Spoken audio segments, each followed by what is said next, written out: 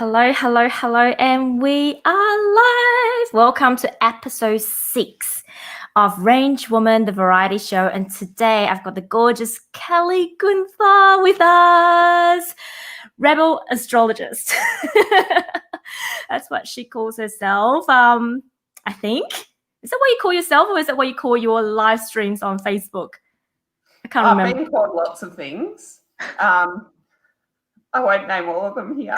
I call my updates the Rebel Astro updates because I use 13 sign sidereal astrology, which is a little bit different to Western modern astrology. But ultimately, I'm a life coach and a spiritual mentor. That's what it really comes down to. And astrology is one of my tools. There you go. Now we're going to talk about the 13 sign sidereal because that I don't think a lot of people fully understand. And I love your why and why you use it. And that has got me reconnected with astrology so much more from a very basic fundamental level. But first of all, I want to know what came first. This is a chicken and egg question. Environmental science or astrology? They came both at the same time. Tell me more about it. So when I was 14, the Exxon Valdez ran aground in Prince William Sound. So that was 1989. And I distinctly remember that as a pivotal moment. And there was actually quite a lot of oil spills happening in the late 80s and into the early 90s because there was an oil boom. Funnily enough, my father worked for a very large oil company. And my ancestors were all coal miners. So there's this history of environmental destruction with some of the careers that my ancestors have had. So I tuned in, and I was raised Catholic, and this concept of God came up, and I was starting to form it. I couldn't understand why there was apparently some omnipotent power that was our God. And I was like, but what about the trees and the water and the sun and the earth? Like, if you take any one of those away, we die. Why isn't that our God? And so I started to sort of have this reverence with the earth. And when I was the Exxon Valdez ran aground, and it caused mass destruction there. And I wrote a poem about it. And I was good at science at that point, very good at science, and I really loved it. And I'm like, you know what? I'm going to become an environmental scientist. I just had in my head that I'm going to become an environmental scientist. And that stuck for, obviously, until I did a degree in it. And then when I finished uni in 98 and then was attempting to get a job at the end of 1999, of course, I'd been studying, when you do your HSC and then you go and do uni, you're just studying constantly. And I hadn't done anything extracurricular. So as soon as I finished my degree and I moved out of home, it was like, you know what? I'm going to go study belly dancing, astrology, and do a sewing course, all at the age of 21. Clearly couldn't not do anything. So when I got my first job in February 1999 as a contract scientist, didn't really know much about groundwater and soil, but that's the job that I got it in. And the astrology started there, and I spent a year studying with Parampara, who was a fairly well-known astrologer in Sydney. Unfortunately, she passed away at a very young age. She passed away from lung cancer. In her early 50s. I was going to go back and study with her more, but unfortunately she passed away. So I started working as an environmental scientist, and I was studying astrology at the same time, which is funny. Were there ever conflicts, like when you first started this path? Oh my God, yes.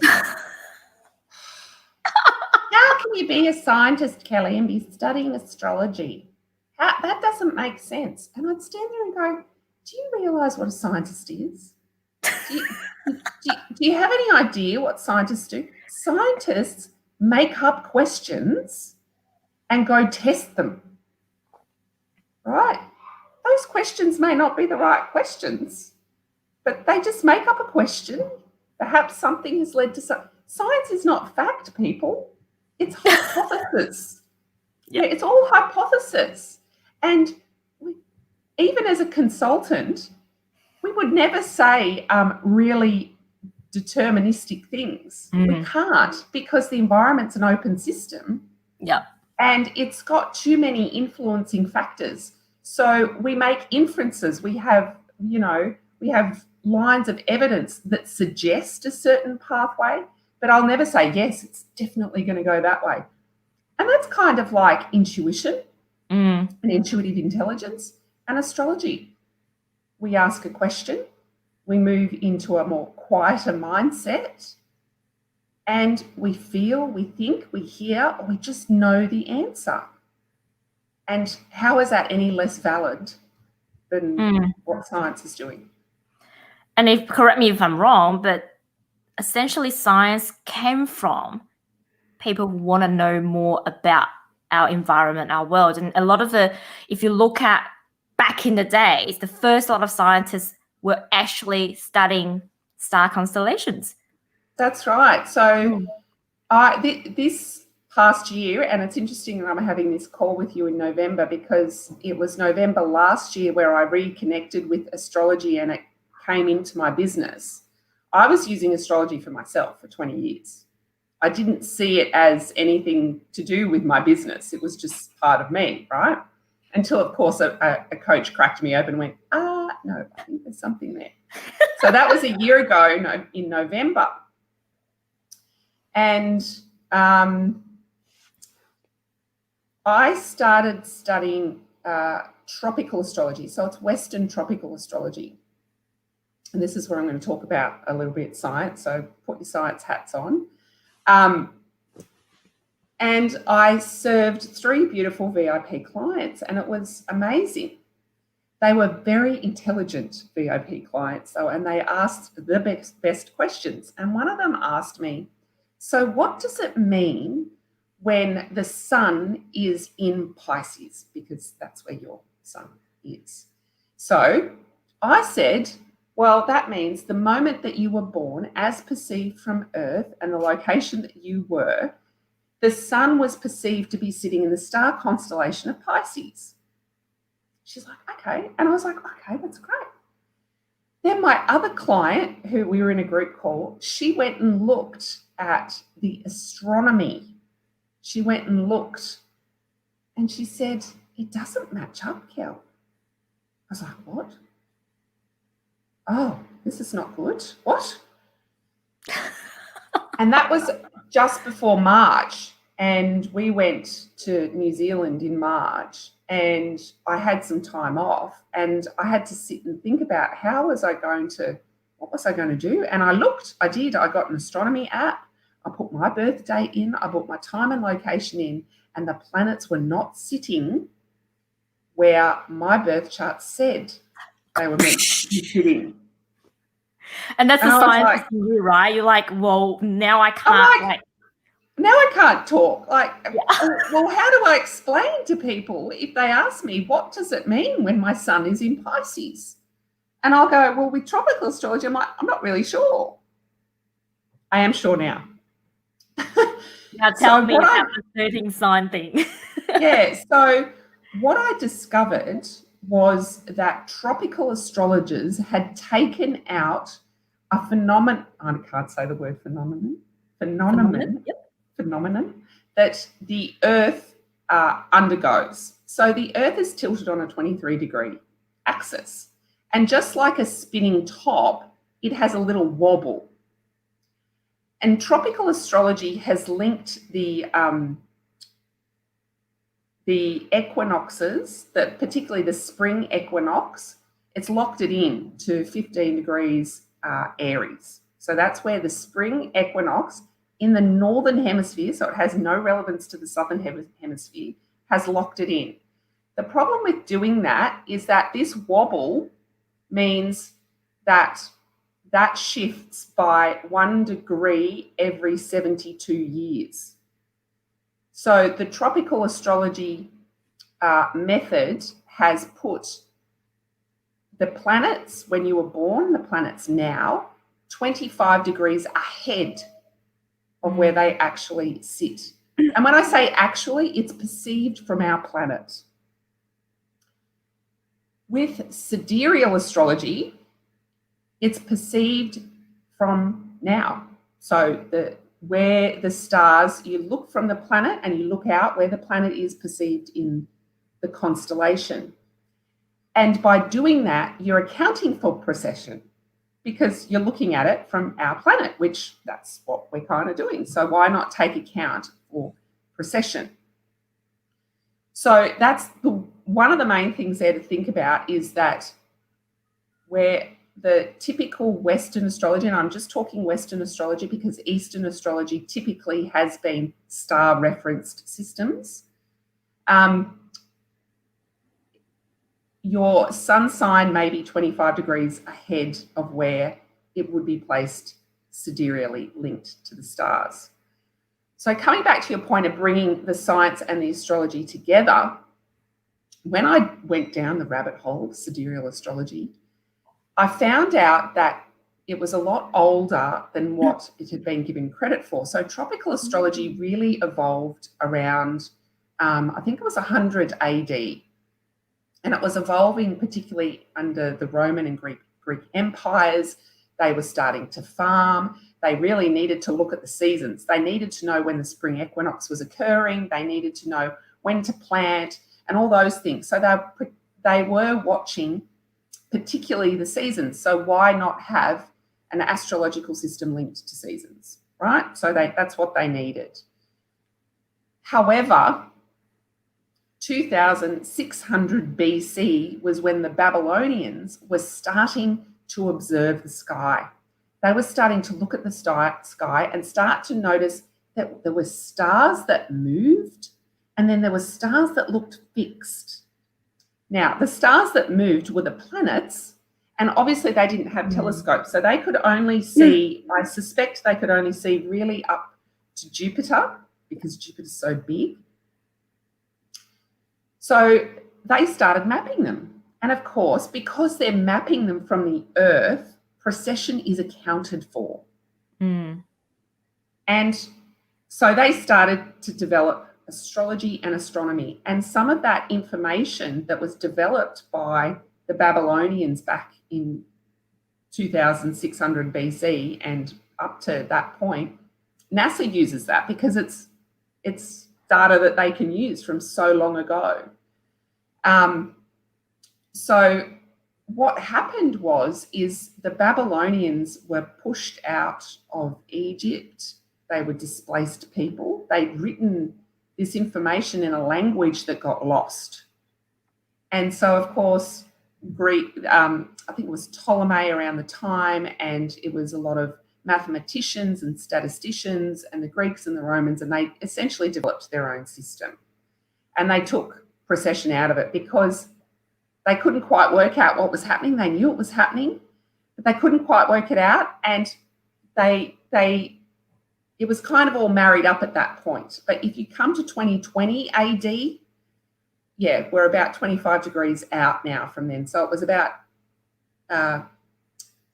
220 AD was the last time the sidereal and the tropical system matched. So if you're looking at your tropical chart now, you're looking at the astrology back in 220 AD, which I feel is kind of, why do you want to look at the stars back in 220 AD? That has always been my struggle, because whenever I follow, how when you get your new moon or full moon information, I used to be the one that looked at an app and go, wait, hold on a second, something's not right because it doesn't line up. And it wasn't until I met you, even though I had this initial shock when you told me I was a Pisces, and not to mention not a Pisces, but a triple Pisces. I was like, no.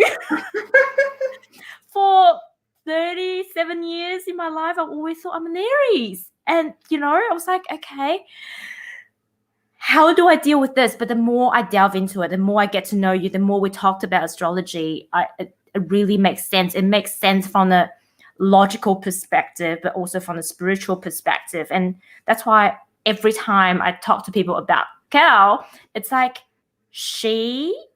for me, it's like the perfect combination of science, logic, and my woo-woo-ness.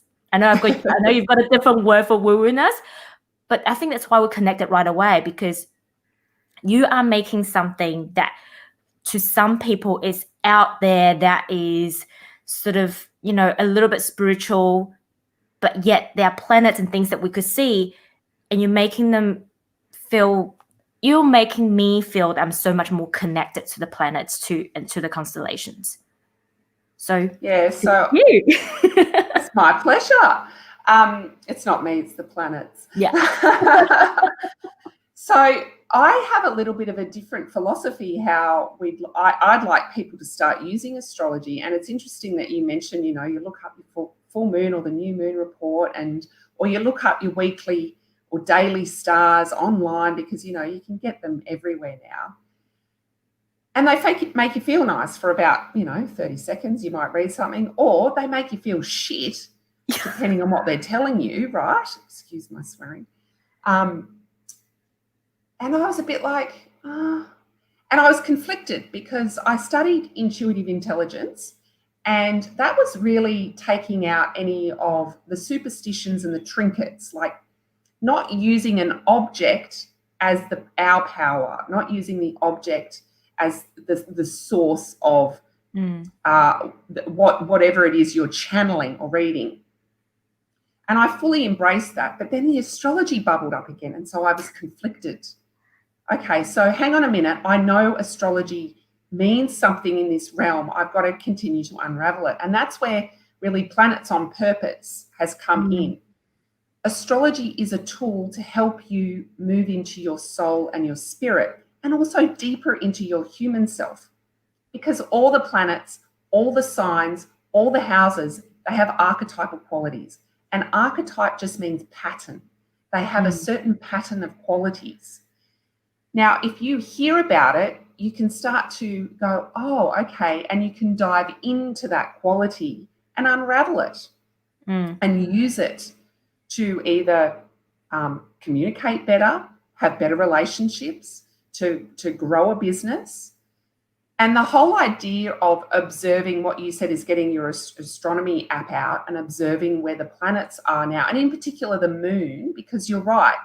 Just recently, we had an Aries full moon, and it was sitting in the constellation of Aries, but everyone else was saying we're having a Taurus full moon. So by doing that, you can have this human, so we're fully human and we're fully divine. I want everyone to grasp that concept. We all have this intuitive power within us. It doesn't matter what tool you use. I use astrology. Lala, you use astrology. HD, you use a strength finder. You use channeling. They're all tools to get us to come back to our fully humanness and our fully divineness. So by being able to look at the stars and the moon, humans step into this space of wonderment. They step into this awe. Like where I've moved, I can see the moon rising now in the east. I haven't been able to see it for 3 years because of where I lived. I was only ever able to see it setting in the morning. Now I can see it rising up over the ridge, and I just stand there. I just go, oh my God, it's so wonderful. And it's that sense of awe, wonderment, inspiration. That's our intuition. Yeah. And knowing that's our inner child. That's that essence that hasn't been conditioned by any of the layers of society and capitalism and all the shoulds and expectations and judgments. It's that essence that we need to go back to. And astrology can help you do that. It's a tool. So how does this whole connection with the trees come in? Because I know you love trees. I love trees too. Some people may say it's the environmental scientist in you, but I know to you, trees means so much more than just the environment. Tell me more about that. Well, I think trees are us and we're trees. I'm not fully employed as a scientist at the moment. I'm just a freelancer, so I can say that now. No one's going to fire me over saying that. If we look, so let's look at it from a scientific perspective. Trees have been here for a lot longer than what we have. And they grow from tiny, tiny seeds. They assimilate the nutrients in the earth and they stand tall. They don't run around going, oh, what's my purpose? What's my service? What do I need? They just stand there and they grow. They grow and they get bigger and bigger. And some of the trees where I live, like, it's just amazing where these trees grow and how they grow. Like, they grow in all sorts of really hard conditions. But they still grow, right? So you can see the analogy I'm drawing with humans here in trees. I love trees, and I think that humans, to be able to connect with them, they can see themselves reflected in them. So the subtle energy bodies can be reflected in the subtle energy bodies of a tree. The archetypal qualities of the planets in those subtle energy bodies can be reflected in a tree. And let's just look at the symbiotic relationship that we have with trees. There were no trees. We don't exist. This is what people are forgetting. And if you look at branches, it reflects the branches in our lungs. It's like we have a set of trees in our lungs, and it's that fusion, that symbiotic relationship with that energy exchange, the air exchange, that links us intimately. And it's just because people they're not running around seeing it all the time. They don't realise how connected to trees you are. If you sit next to a big tree, again, you step into that sense of awe and wonderment. You can feel the tree, and then you think about, oh my God, that tree is producing oxygen that I'm breathing, and that tree is breathing in CO2 that I'm breathing. And that's quantum. That's where the energy that is in you is then shifting into the tree and vice versa. And this cycle is happening all the time. It's happening right now. And if that's not beautiful, and using then trees as a technique to take us deeper into connection with the environment and connection with ourselves, the more people that are connected with themselves, their spirit, with humanity and the environment, the more people are going to work for humanity, the collective and the environment. And that's why I talk about freedom to shine without expectation, because those people like yourself, when you're connected in with your freedom, you're more willing to support and help humanity, and you're more willing to go and support and help the environment. So it's like I want to create an army of like people that just, help. That's essentially my why. That's the rebel in you as well. An army.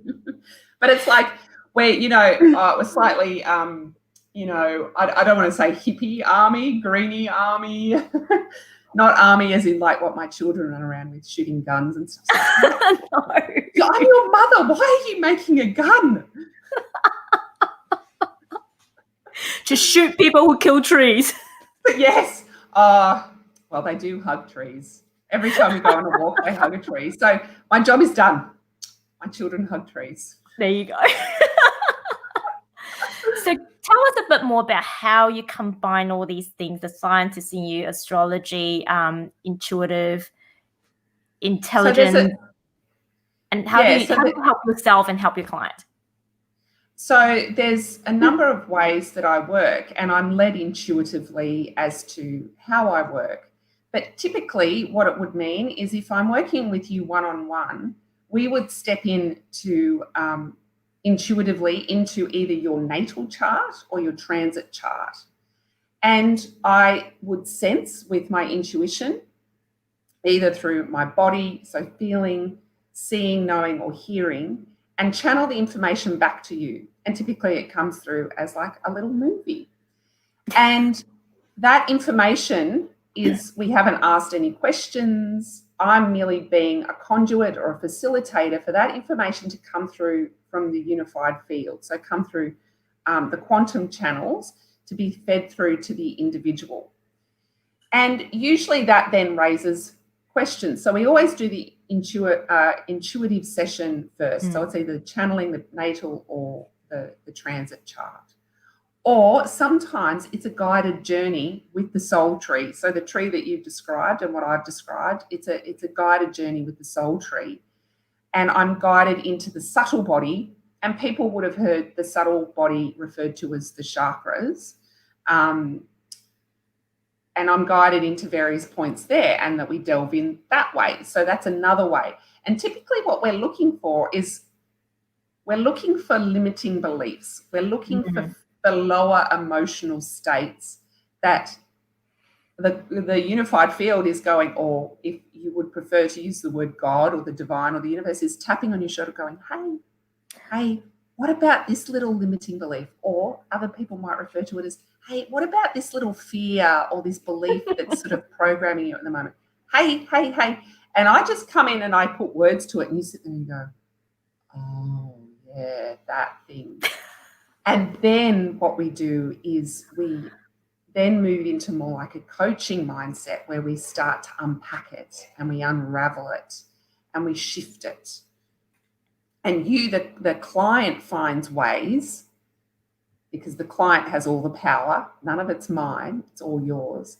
The client then finds ways to move towards a better feeling. What is that feeling that they want? And that's the goal. So, okay, what's your goal? What's your big dream? How does that make you feel? That's the feeling state we want to be moving towards. And you want to be shifting the feeling states that aren't helping you get there. So the feeling states I'm talking about are like worry and doubt and procrastination and resistance and blaming and complaining and judgment and attaching yourself to an outcome, all those sorts of feeling states. And yes, although I didn't describe all feeling states there, they are all connected with the feeling state that you want to shift to move towards your goal. So the ultimate aim of working with me is to get you to where you want to be. Your dream life, your big goal life, your freedom to live however you want to live. So there's an intuitive process, and then there's a coaching process that is tacked on there. And of course, the birth chart comes into that. So it's used as a tool to step into your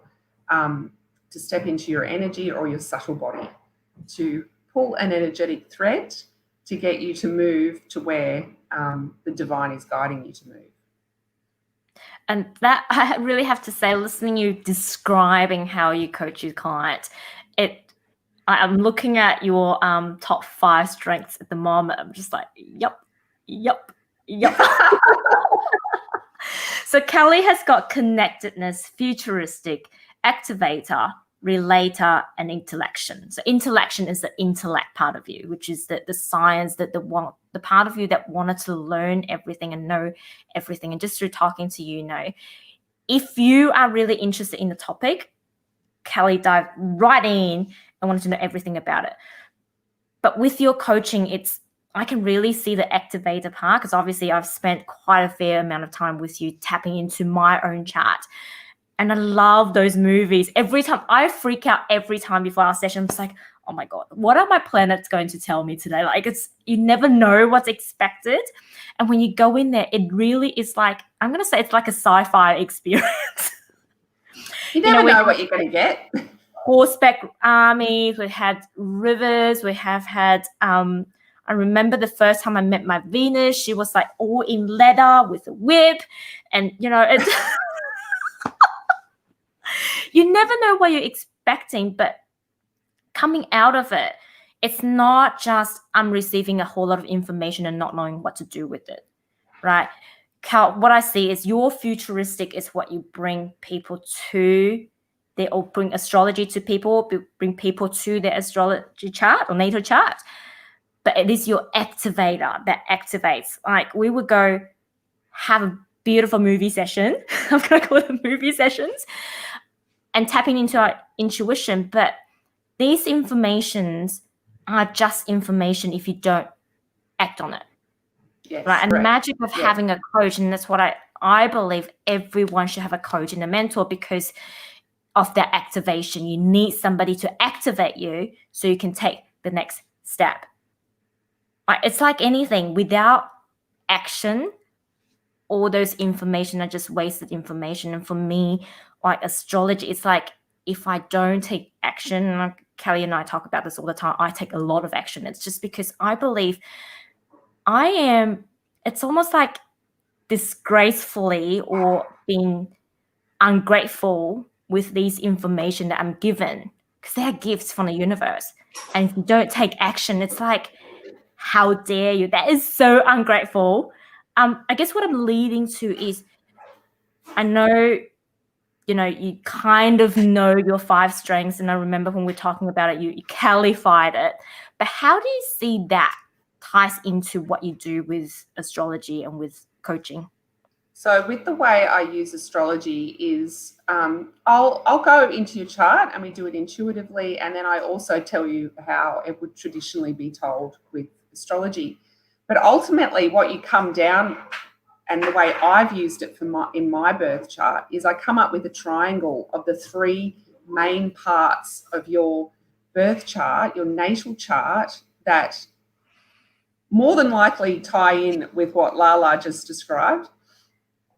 And then when you've got the transiting planets hitting any of those aspects, then they're a time of your life that the universe is calling for you to ascend higher, essentially. It's like a rebirth or a transition phase. So that's really how I bring astrology down. I bring it into sort of a 3-point. If you were to do a birth chart session with me, you'll see that you get, at the beginning of your report, you get, the main bits, the ones that I really look at, and then you get all the other information if you want to read it. So that's really how I link it in. So in my birth chart, I have Venus and Saturn sitting essentially on top of each other, and I find that that's my business and my relator together, and my connector together, and also the driver to want to succeed and grow. But it sits in the 8th house. So it's very transformative. So business and connections are transformative for me. And then the other point, I have my sun on the midheaven, which means that I need to be talking on lives a lot and shining my light out into the world. I'm not afraid to talk on lives or talk in front of people. When I was very young, public speaking didn't scare me at all, which everyone's like, oh, public speaking. Like, it's fine. What are you afraid of? So really always liked that essence. And then I have my moon and my Neptune essentially on top of each other in the 13th sign, which we didn't talk about, Ophiuchus. And I got told by multiple other astrologers that I'm psychic. And I was like, wow, what are they talking about? And then when I really dived into it, I was like, oh, that's where my intuition rests. So that's really my connection to the unified field, and it comes through. But of course, I shunned it for a long time because I was a trained scientist. So trained scientists don't listen to their intuition, apparently. So I shunned it for a very long time until I embraced it again. Over the last 5 years, really. It's only been the last 5 years where I've really embraced it. So that's really how I tie the astrology into people's strengths and how they can use it in an ongoing fashion. So the idea is you don't come and like what you're doing now is you're continuing to look at your chart, you're continuing to look at the astrology, you continue to look at the transits, and it provides clarity, particularly, and comfort, particularly when you might be going through one of those transition phases, or perhaps stuff's happening and you sit there and go, how am I going to get through this? And you might look at the transit and you go, oh, it's only 1 month, or maybe it's a longer transit. You go, oh, okay, this is the call to go deeper. This is the call to go deeper into my spirit. I'm being called to transform once again so that I can ascend and I can help people and I can help the environment, or I can start to live a free life and shine whatever service it is that I have within me out into the world. So it really provides for me as I use it on a day. Like I've just gone through another transition this past month. It's been a big month for you. It's been a very big month for me. I underestimated it. I've basically been born again. And I'm going to talk about that on my Facebook page later today. But knowing what was happening, particularly with the full moon was sort of a real crescendo to it. It gives people permission, like if they're feeling emotional and they want to release and they want to let go and they need to get various support to transform it and to transition, they go, oh, I'll go and get some support. And they know it's going to end at some point too. It's not forever. No, it's not like the world's about to doom and we're all going to die. It's just a phase. And I think part of realizing that we're all part of this greater universe is that, there's always, the sun is always going to shine on the other side. That's right.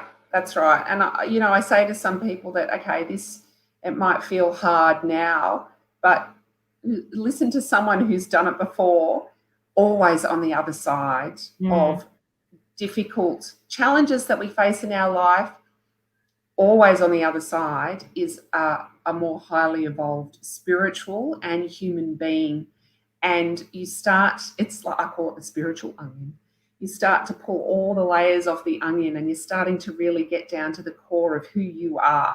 And it's just magnificent. And lots of stuff then doesn't start to bother you and doesn't start to, hang on, I'm getting children ask me if I can check their teeth. This is the range women. You're standing there. It's good, darling. Okay. That's definitely the range woman. That's the range woman. I'm on an interview and my bye. And of course Mom's like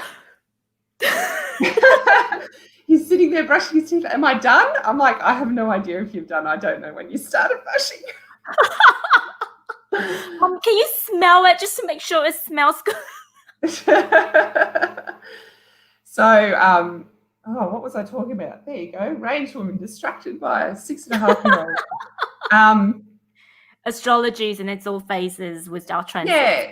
So it allows people to, if they need, and in particular where we're coming to the end of Mercury retrograde, and I have a little bit of a different way that I perceive Mercury retrograde.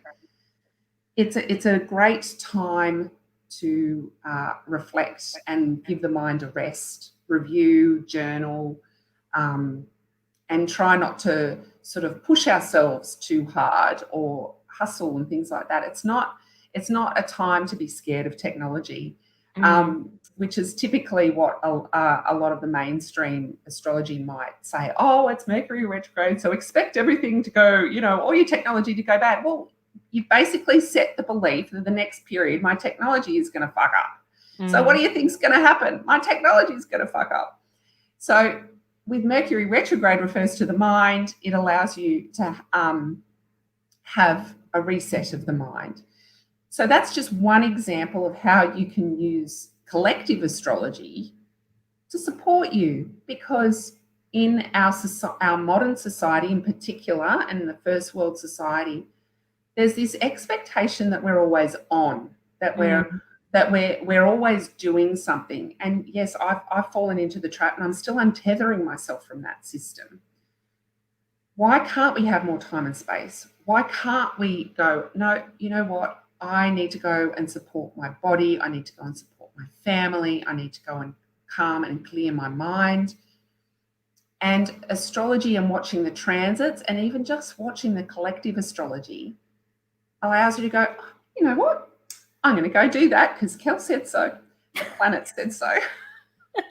Don't blame our cow. And it's a better way to program your reality, to give yourself permission to take time out, to give yourself permission to create, to give yourself permission to communicate. It's all just giving yourself permission to do things, because we've been sort of channeled down this way that we're, little producers and we're productive and we're efficient and we're feeding into the system, but it's affecting ourselves. It's affecting our body. We're suffering. And I want people to just step out of the line and go, you know what? I don't want that suffering anymore. And that's what I'm doing. I don't want that suffering anymore. And there's a way to take yourself off the grid and off the system, and astrology can help you do that. And I think this is such a good segue, because one of the questions I've got for you is you talk about energetic scaffold. Tell me about that, and what are some of your suggestions in terms of building, our unique energetic scaffold? Because I know when we had that conversation, it's never about a fixed form. It's about what works for the individuals. So tell us a bit more about that. So you said it exactly how I would say it to someone. It's not fixed, even on a daily, weekly, monthly, or annual basis. And it's not even individual fixed. What I want everyone to feel into is that there's particular practices. They're going to support our spirit. They're going to support our body. They're going to support our health. They're going to support all facets, our relationships, our work, our business. They're going to support all facets of ourselves. One day they're all going to work, and then the next day those ones won't work. So the idea is to have a tool bag, and it's kind of like weaving this into your day. So I've studied yoga philosophy, and the yogis will always talk about doing yoga off the mat. So you do your yoga on the mat, but in actual fact, most of the yoga is done off the mat. So your energetic scaffold is like the yoga off the mat. It's one, setting yourself up for the day. So this morning I did yoga, some pranayama, heart coherence, and just sitting in silence, or attempting to sit in silence. If anyone who's attempted to sit into silence, to see how silent your brain is. Weaving in things like an intended cup of tea. I'm at work, I'm just going to go and take a well-intended cup of tea, and taking that time to clear the mind and focus on making the tea. Others would refer to this as mindfulness, I guess. I refer to it as weaving the devotion into our day.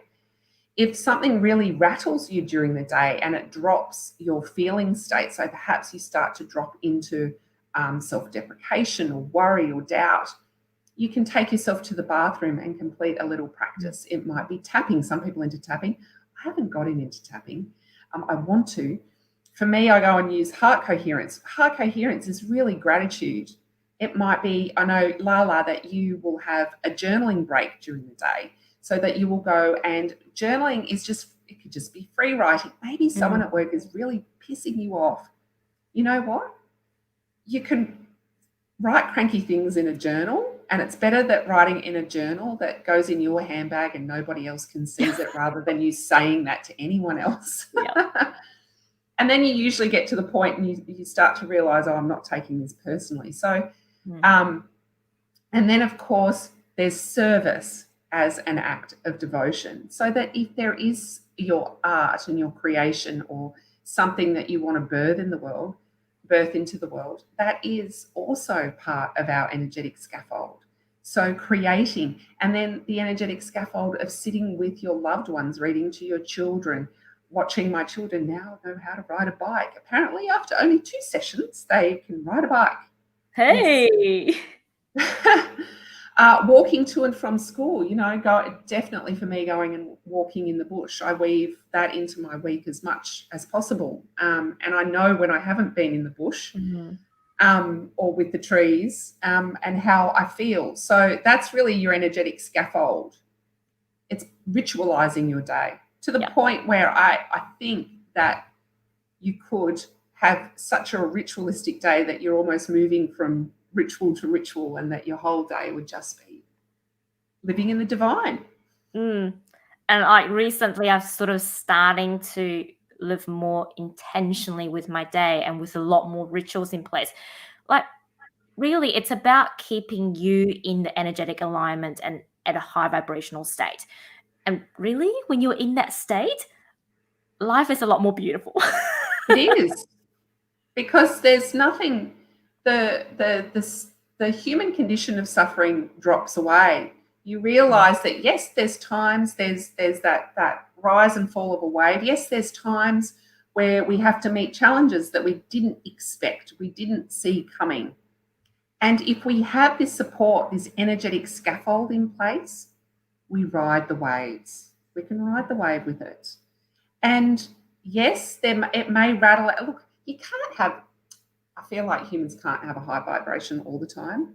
I'd like to try and prove that wrong, because you're going to have ups and downs.